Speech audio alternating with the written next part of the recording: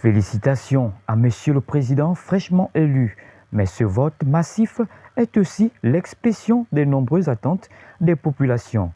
C'est ce qui ressort de la conférence de presse animée par le président du RPG ce lundi 28 avril 2025 à son siège 6 à Petit Paris.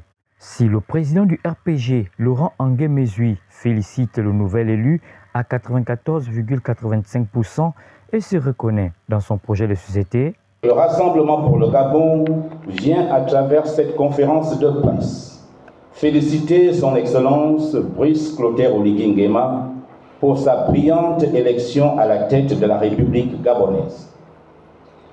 Cette élection qui a mobilisé toutes les énergies agissantes a également suscité beaucoup d'espoir. Espoir de voir désormais la démocratie gabonaise s'imposer dans la sous-région comme une référence.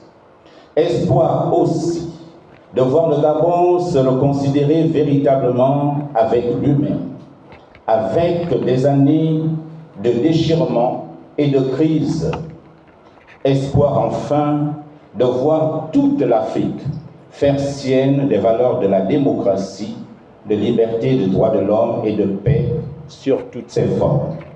Reste que ce peuple a des besoins urgents, parmi lesquels la formation des citoyens, par leur expérience propre, ou dans le souci de l'avenir de leurs enfants, les Gabonais se sentent directement concernés par le sujet de l'école.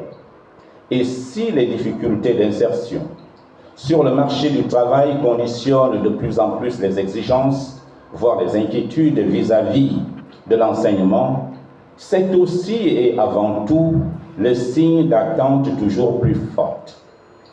Les Gabonais aiment leur école et attendent qu'elle se réforme pour continuer à jouer un rôle de premier plan afin de favoriser l'intégration sociale au sens large. Le deuxième pilier sur lequel nous devons bâtir notre Gabon nouveau, c'est la santé et des actions sociales. Le troisième pilier sur lequel nous devons bâtir notre Gabon nouveau concerne l'habitat et le logement. C'est une préoccupation essentielle des Gabonais. Et ce dossier doit être au cœur des priorités du président de la République. Voilà, ce pays qui a sombré dans plus d'un demi-siècle de malgouvernance doit désormais connaître sa félicité.